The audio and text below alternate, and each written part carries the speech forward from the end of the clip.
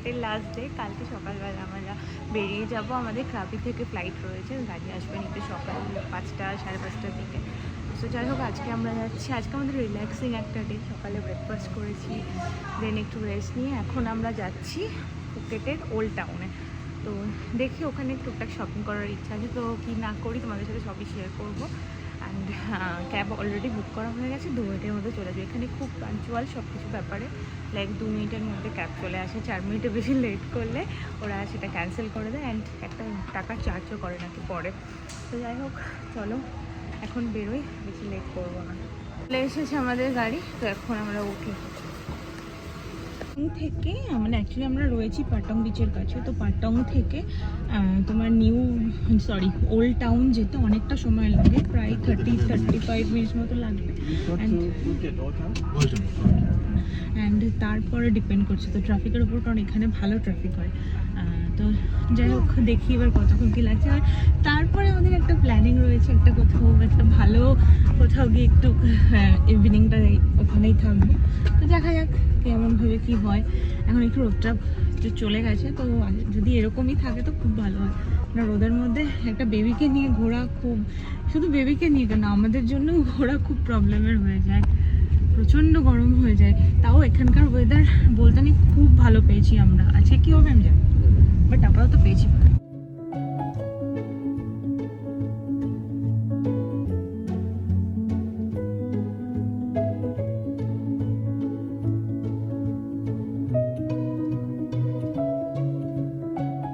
আমরা আসলাম একটা ক্যাফেতে, একটু আমি দেখলাম কোরিয়ান বান্স রয়েছে, আমার খুব ভালো লাগে খেতে, তো সেই জন্য আসলাম। অ্যান্ড দুবাই অর্ডার দিয়েছে কফি, অ্যান্ড কফিটার অ্যাম্বিয়েন্সও এত সুন্দর।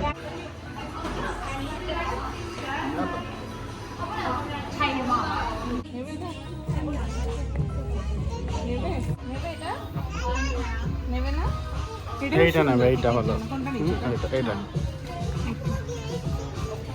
এখন আমরা যে ওল্ড টাউন রয়েছে সেখান থেকে বেরিয়ে গেছে, আর কি এখানে দেখেছে ঘুমিয়ে পড়েছে পুরো।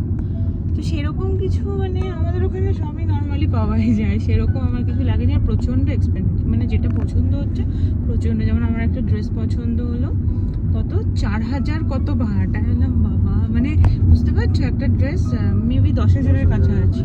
হ্যাঁ মানে আমাদের ইন্ডিয়ান টাকায়, সো অনেক কস্টলি। আর সেরকম ওকে জিনিস। তো টুকটাক কিছু কিনেছি, ওই ফ্যামিলির জন্য কিছু টুকটাক জিনিসপত্র কিনলাম। তো এবার আমরা বাড়ির দিকেই যাচ্ছি, কেউ ঘুমিয়ে পড়েছে, গিয়ে ওকে লাঞ্চ করিয়ে দেবো। নিয়ে এসেছিলাম কিন্তু ঘুমিয়ে পড়েছে, তো কখন আর খাওয়াবো, গিয়ে লাঞ্চ করবে। তো তারপরে দেখি আমরা কী করি। প্রচণ্ড গরম, আমার ভালো লাগে। এখন আমরা যাচ্ছি বিচে, পাটং বিচে যাচ্ছি, এবং তার সাথে একটা ক্যাফে রয়েছে। তো যেটা বলছিলাম সকালে যে একটা কোথাও ভালো কোথাও খেতে যাওয়ার প্ল্যান রয়েছে, তো সেখানেই যাচ্ছি। এখন বাজে 5টা মতো।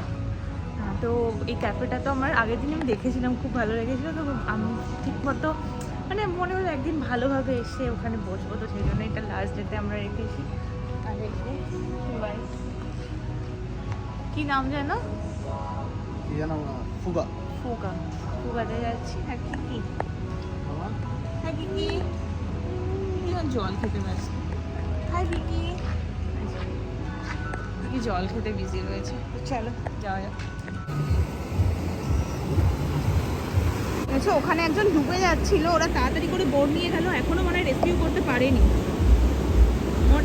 পেরেছে, এই তো পেরেছে, এই যে নিয়ে আসছে টেনে। খুব ভয় পেয়ে গেছিলাম, এই যে টেনে নিয়ে আসছে।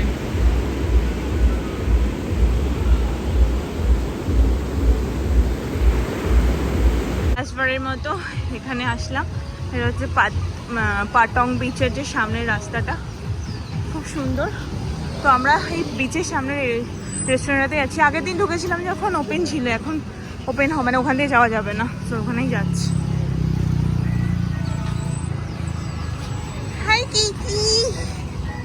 হাই কিকি বেবি।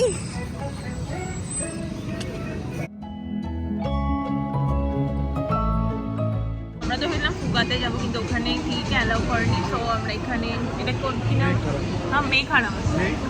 আচ্ছা মেঘ হারাম, এখানে এসেছি তো অর্ডার করেছি, আর আমার জুসটা দোকানও আছে, না তো কী কী নিয়ে নিচ্ছে। এভরিওয়ান, আজকে আমরা বেরিয়ে পড়ছি। তো লাস্ট বার আমি এখান থেকে ব্লগটা শ্যুট করছি সেই সুইমিং পুলের সামনে, যদিও আমাদের আসাই হয়নি। তো যাই হোক, চলো বেরিয়ে পড়ি। এবারের মতো থাইল্যান্ড ট্রিপ এখানেই ওভার। আশা করছি আমাদের ভিডিওগুলো খুব ভালো লেগেছে, অ্যান্ড আমাদের ক্যাবও চলে এসেছে। তো চলো এখন যাওয়া যাক। সব কিছু ডান, ইমিগ্রেশন হয়ে গেছে, তো আমরা গেটে গিয়ে এখন বসবো। আর আমাদের ব্রেকফাস্টও হয়ে গেছে আজকে। আমরা হোটেল থেকে প্যাকিং করে গেছিলাম, কিন্তু আমাদের ব্রেকফাস্ট ইনক্লুড ছিল, সেটাও হয়ে গেছে। দেখি এবার একটু ঘুরবো এই দিকটাতে। আমরা ক্রাবির এয়ারপোর্টে ওয়েট করছি। ফ্লাইট আমাদের 11:35-এ। হ্যাঁ, আর এখান থেকে ডিরেক্ট ব্যাঙ্গালোরে ফ্লাইট আমাদের। চল আজকের মতো মানে ট্রিপ তো এবারের মতো শেষ। 2 ঘন্টা পৌঁছে হ্যাঁ, টাইমিংয়ের জন্য মানে এখানে ধরো যখন এখন কটা বাজে, এখন মনে হয় 10:30 বাজে, তো আমাদের ওখানে 9টা, তো সেই হিসেবে বলতে গেলে। তো চলো ব্লগটা মানে কীভাবে যে 5-6টা দিন চলে গেল বুঝতেই পারছি না। আর এই মেয়েকে কী বলবো, আমি মানে খুবই পাগল হয়ে যাচ্ছি। কি বদমাশি। তো যাই হোক, আবার কি কথা হবে ব্যাঙ্গালোরে।